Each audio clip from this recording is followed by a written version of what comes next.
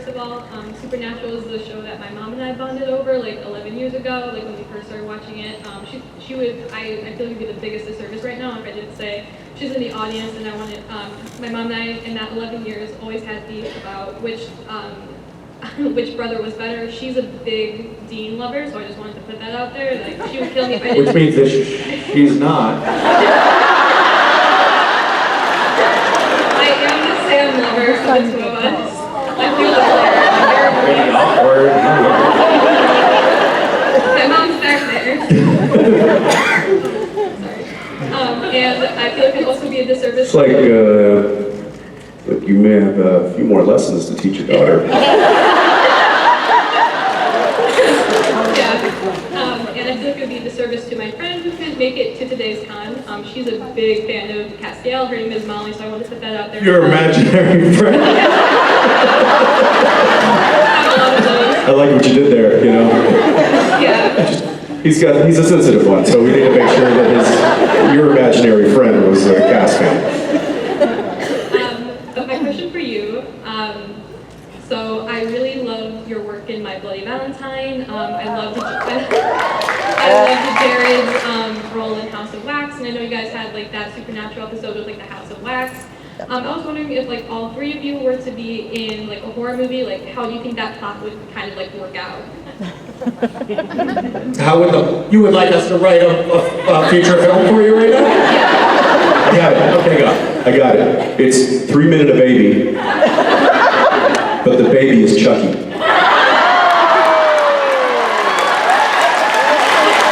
Thank you. You nailed it. She's standing there unsatisfied. I did not get what I came for. Yep. Sorry, I thought Misha was This is precisely why Sam is my favorite.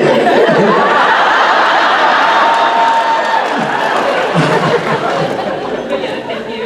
I also wanted to just quickly say, like, my mom and I were kind of texting and thought it was funny when someone brought up the like Asian question, because my mom's half Korean, so we were just making fun of that. Yeah, I'm sorry about that, by the way. I'm not. Hey, Mom.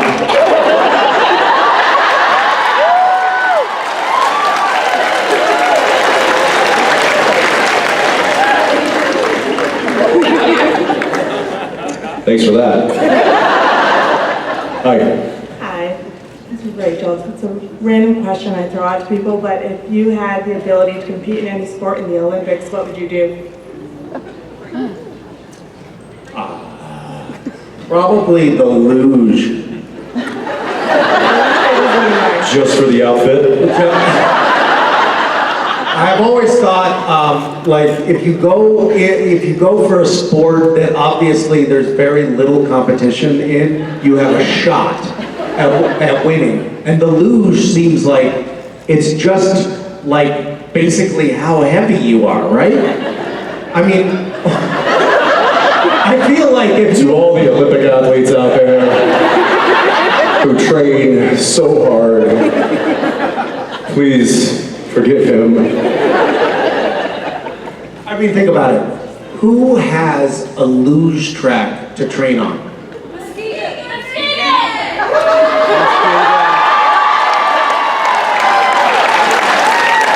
Okay, I stand corrected.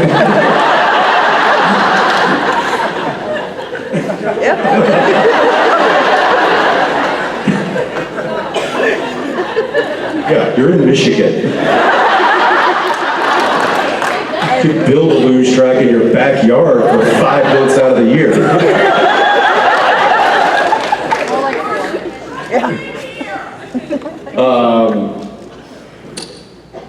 Ooh, that's a good, because in my head I'm like, Winter Olympics or Summer Olympics? I wouldn't want to do any of the running. Like the track and the field stuff, no. Yeah, and then I don't like the cross-country skiing stuff. That's, you know what I would do? I would do the luge. Diving? just want Jensen in a thong.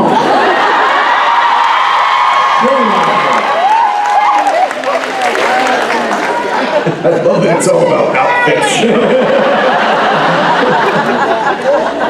Wrestling. You want a wrestling singlet? No, you know what? I know. I'll give you this one. I would want the what's the name? Biathlon. No. Oh, Gross. Isn't that skiing and shooting? Well, yeah, that'd be cool. Some of the rifle sports would be fun. But no, the big, massive ski jump. The long jump. The one where the guys are just like flying. Come on, that looks fun. And again, it's just how heavy you are, right? You know? Make sure you get some fast skis and maybe skip breakfast that morning. You go flying, baby. That'd be fun. There you go. California? What? Okay, thank you. Thank you. Hello, my name is Lily. Hi. There is a island part of the state further up north where you can ride a bike or ride a horse carriage around to see the views of the lake. I was wondering which one you prefer to do, the biking or the horse carriage? Well, horse carriage or horse riding? Oh, not the carriage, no. But if the option is to ride a horse, You could ride a horse, you're allowed to do that too, but you can also ride bikes or just sit in a carriage. So, one of the three. Wait, your question is, would you rather ride a bike, ride in a carriage, or ride on a horse? Yeah, you can do it around the island. There are no cars allowed, so. yeah, horse, all day. Well, I don't know. Hold on. What about, it's northern Michigan? It's like way up there. We're talking about Mackinac Island? What? Jesus, don't get so angry. You know Mackinac Island? No. You don't know Mackinac Island? No. Gorgeous. Is it? Beautiful. Okay. Picturesque. How do you know Mackinac? I don't. I've never been there.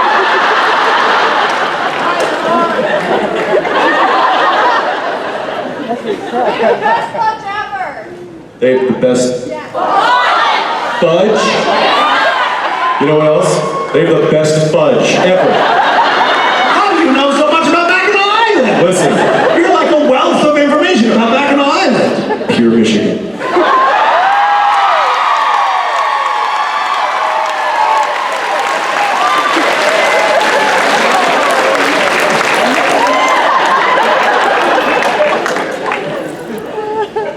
Which was your preference? Misha? Oh, motherfucker. Yeah, we know he's gonna ride a bike.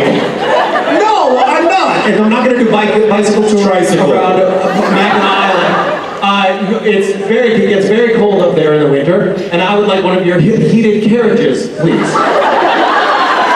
Thank you. Is it a sleigh in the winter? Yes. You didn't give that option. Is that an option? I haven't been up there in the winter. Personally, I don't know. Oh. Oh, then you're not allowed to be up there in the winter, apparently. Snowmobile? I want that. Okay.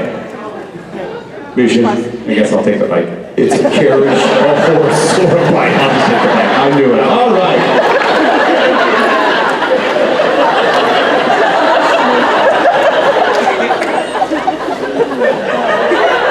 You're not allowed to come to any of my guided tours on Mackinac Island. All right. Hello. My name is AJ. I'm here with my dad. This is my second convention. Welcome back. Yeah, we went to New Jersey last year. My question for you is, so in season 12, episode 19, The Future, Dean hands, or technically Cass hands a mixtape back to Dean, and Dean says it's a gift, and it is titled Dean's Top 13 Zeph Tracks. What is on that mixtape? Dean's favorite 13 Zeph songs. Specific songs.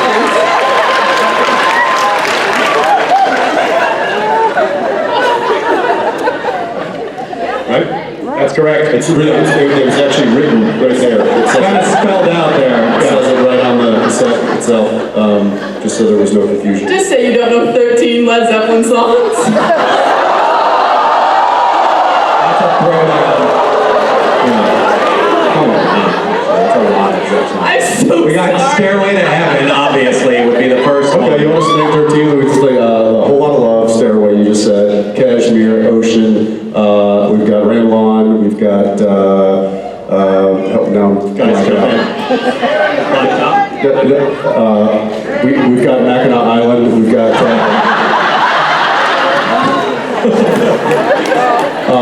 Days Confused, we've got, Novi Dreaming. Immigrant Song, we've got, Rock and roll. no, What is and what should never be, obviously. Renegade Sticks. Yeah, what, I mean, some of these were names of our episodes. With the levee breaks. Yep. All right, what are we at? 10 now? We need 3 more. Good times, bad times. I said hold on to that first. Black Dog. How did I forget Black Dog? We need 1 more. Moby Dick. Go to California. Yes, I stand corrected. Listen, my son's name is Zeppelin, so. That is true. And also, I have a pinball machine in my basement that is a Led Zeppelin pinball machine. Before you start the game, you have to pick which song you're going to play to. So, Oh my God. don't test me. Thank you. Hi guys, my name's Crystal. Hi, Crystal. Absolutely love you. I'm hoping my anxiety is going to prevent me allow me to get these out without crying. Well, then I won't ask you to name 13 Led Zeppelin songs. I'm sweating now. Valid. This is another music question, but I'm wondering if you each have a song that, no matter how many times you hear it, still manages to give you goosebumps. Because, like, for example, Restless Man is one that no matter how many times I hear it, goosebumps. So I want to know what you guys think. For me, it would probably be, why are there so many songs about rainbows? Rainbow Connection.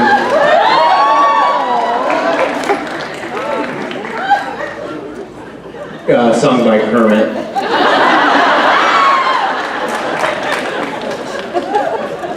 Jensen?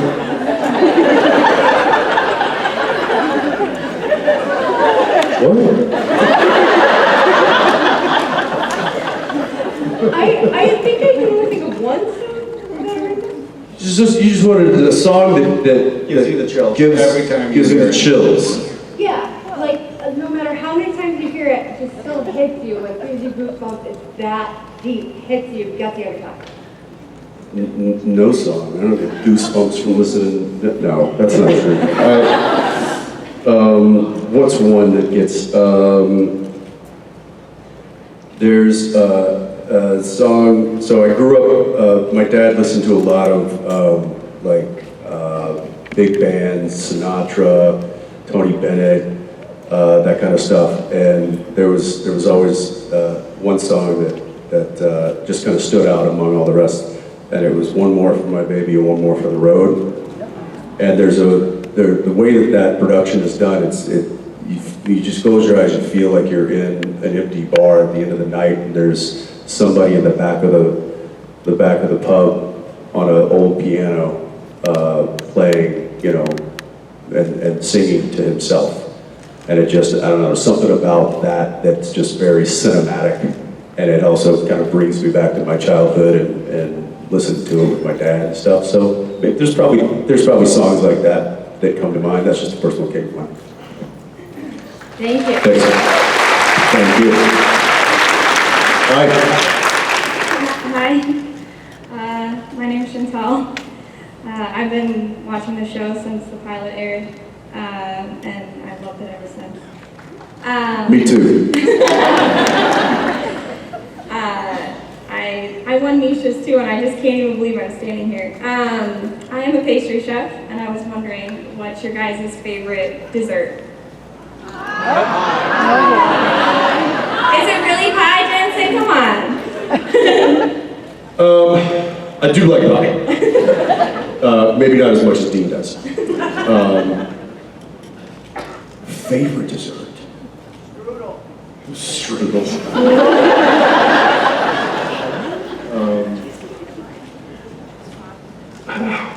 This feels like an important question. It does feel It's like like a very we're just important sitting question. here in silence, ruminating, and salivating.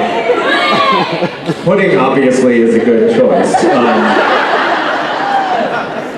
No, you're shaking your head. Pudding was the first thing that I ever learned to cook on my own. I was 7, and I had this little recipe book, and I figured out that it was very easy to make pudding, and so I made a lot of it. And You mean just the Jell-O instant pudding? not Jell-O instant pudding, like homemade pudding, which was made from, I don't remember. Pudding? Like all the ingredients of pudding. I would put it in and I'd make pudding, and then I gained a lot of weight as a I love, you know what I made? I made Queen of Mom. You're a baker, a pastry baker. How the fuck do you people do it? It took me 8 hours to make 2 little pastries. It was exhausting. That's why you do a bunch of pastries at once, so you have something to do in Yeah, that would have been smart. Yeah. What was the word you said? Queen of Mom. I'm sorry? Can you say it? Was that right, what I said? What? I said Queen of Mom. You got me on that one, I don't know. It's like this, it's kind of like a croissant, but it has like sugar in it. Don't. Must you?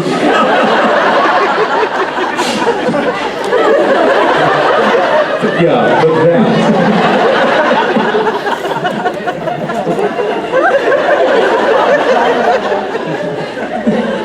What was that stupid thing that they were doing on set, like for it was like season 5 or something? Somebody was like, I was fighting off 2 demons at once.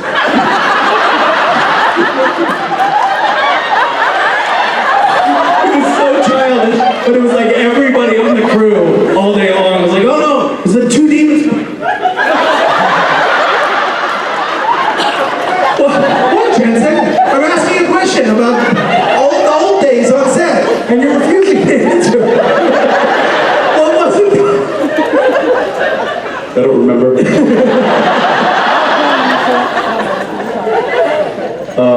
All right, I'm just gonna favorite dessert. I'm gonna say those the skillet chocolate chip cookie all in one.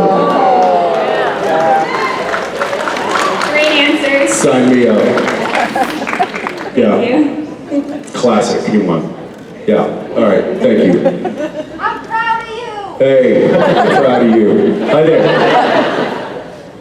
Hi, my name's Leah. Hi, Leah. Hi. So I've been having to travel a lot recently for like PR and filming type stuff, but I also have 4 kids. Are you famous? Is that what this is?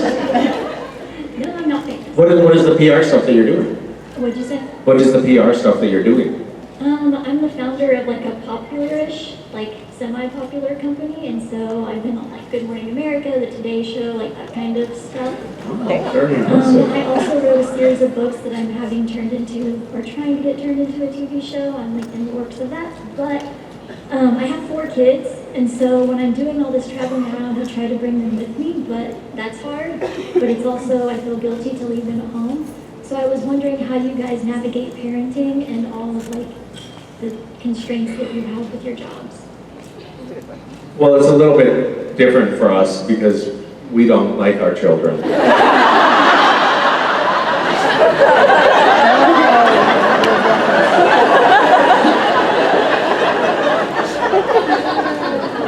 sure that's not true.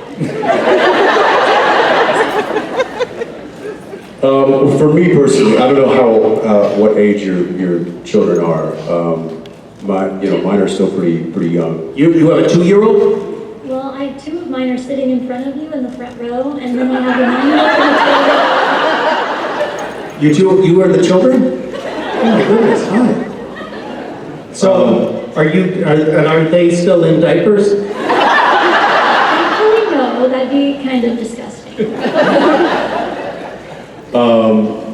So for me, I mean, I'm very blessed with an incredible partner and wife, and she is effectively a single mom when I'm working as much as I am, and really does all of the all of it. Like all the school stuff and the administrative stuff and all the, their camps in the summer and making sure their homework's done, and also sometimes it's, I have to remind myself that I can't just go in and be fun dad at home. I got to really step in and try to help her out in all the areas that she needs help. But if you ask her, she doesn't. She'll just tell you, I just mess everything up. And she's probably right. But I kind of have a standing rule with her and the kids that I won't go more than 2 weeks without at least coming home for a night. And sometimes it would just be that. Sometimes I would have to make the effort just to get home for one night, and then I would fly back somewhere else. So, but that's kind of my kind of standing rule is don't go more than 2 weeks without hugging them.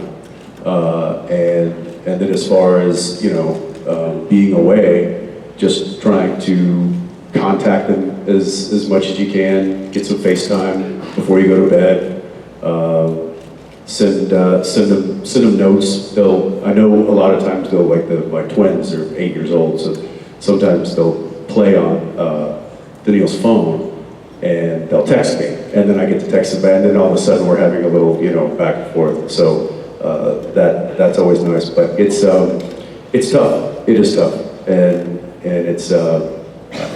it's not easy to be away, especially when they're at a formidable age like that, because you don't want to miss anything. But at the same time, you know that this is what you have to do, and this is your job, and this is my work, and I've got it. It's going to take me away, and it's also just been our normal for forever. They don't know it any different than me being home for chunks at a time and then being gone for chunks at a time.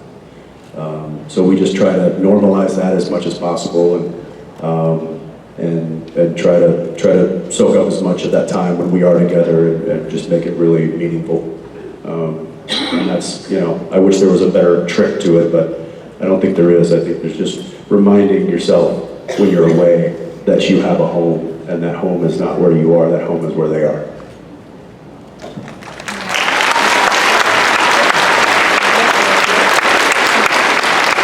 I think also when you're away a fair amount, and I recently divorced, which means I'm with my kids half the time. But when I'm with them and I'm at home, it's just them. Like I make every effort to turn off my phone and put down my computer. And when I'm home and I have the kids, it's just I'm spending as much time as I possibly can with them. Because everybody tells you this when you're having kids, like, oh, it goes by so fast, but then it does, and then it goes by fast, and they're like, we have kids that are either teenagers or on the cusp of being teenagers, and then they just start to just disappear. They start to look like this. Yeah. And pretty soon they're changing their own diapers.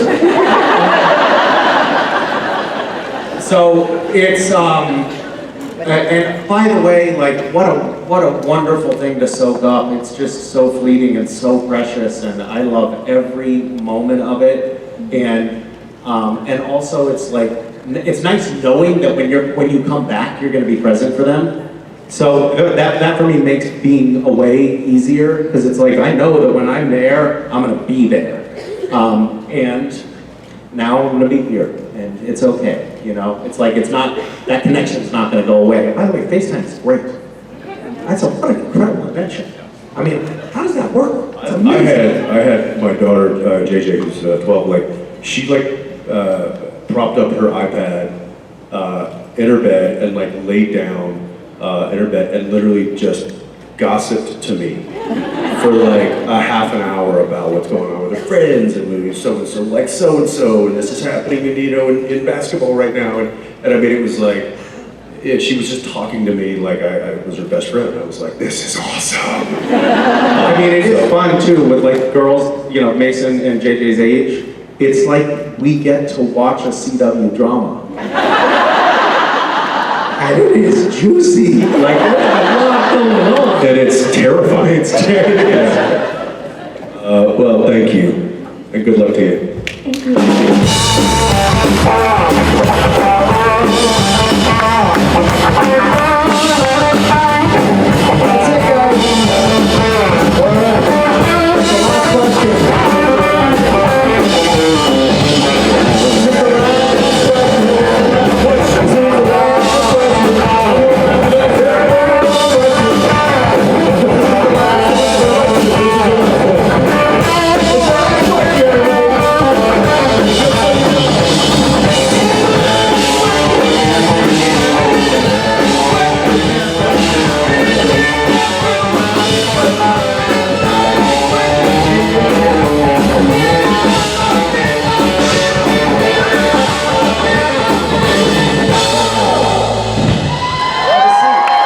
Come on over here, have a seat. How we doing? We're good? Now, what do you think of this view? Hi. So this is what we get to look at. Pretty cool. It's a fantastic view. A lot of beautiful people out there. That's right. Tons of beautiful people. What is your name? Jennifer. Hi, Jennifer. What is your question? Okay, so in The French Connection, when Sébastien Roche's character Balthazar throws you into the parallel world, into this world, how easy was it for everybody to, I guess, critique yourselves and make fun of yourselves as, you know, like, I wear makeup, you're geeking out with your Twitter. How That was hard such of a stretch I from was gonna our... say, that was one of the easiest shows we ever had to do. It was actually a nice, you know, look, we poke fun at ourselves all the time. We poke fun at each other. That was a really fun episode to do because of that. Because we got to kind of poke at the industry a little bit and make fun of what we do in a kind of a heightened sense. No, I think that was, I remember we had the conversation with the writers about that show. They pitched us, they called us, like, hey, listen, would you play you? And I was like, what? They were like, well, we want to like alternate universe, but we want it to be you, Jensen. And I was like, wait, I turned it, and they're like, no, you're Dean, but you're going to be, people are going to think that you're, and I was like, listen, as long as I'm playing Dean, you can throw me into whatever universe you want me to be. And you can call me whatever you want. So as long as that is still the center, like it's... They made us sign special releases. Do you remember that? Like, we had to sign special contracts being like, it's okay for you to represent me as Jensen Apples or me as Misha Collins. That's right. And we're not going to sue you. That's right. For misrepresentation of So us. I called the writers, I called Ben Edlund when the script came out, and I was like, hey, I have an idea. Like, I'd love it if you could make the Misha character like the quintessential, this is what I said. I was like, the quintessential Hollywood actor douchebag. And they were like, yeah, it's right there in the script. And I was like,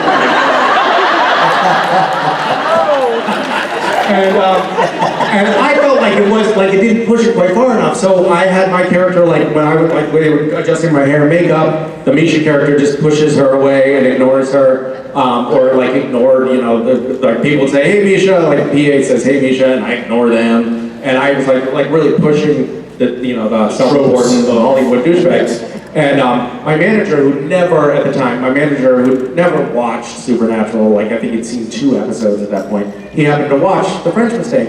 And he called me and he was like, hey Misha, I just watched that episode, that great episode of The French Mistake. It was so awesome seeing you just play yourself.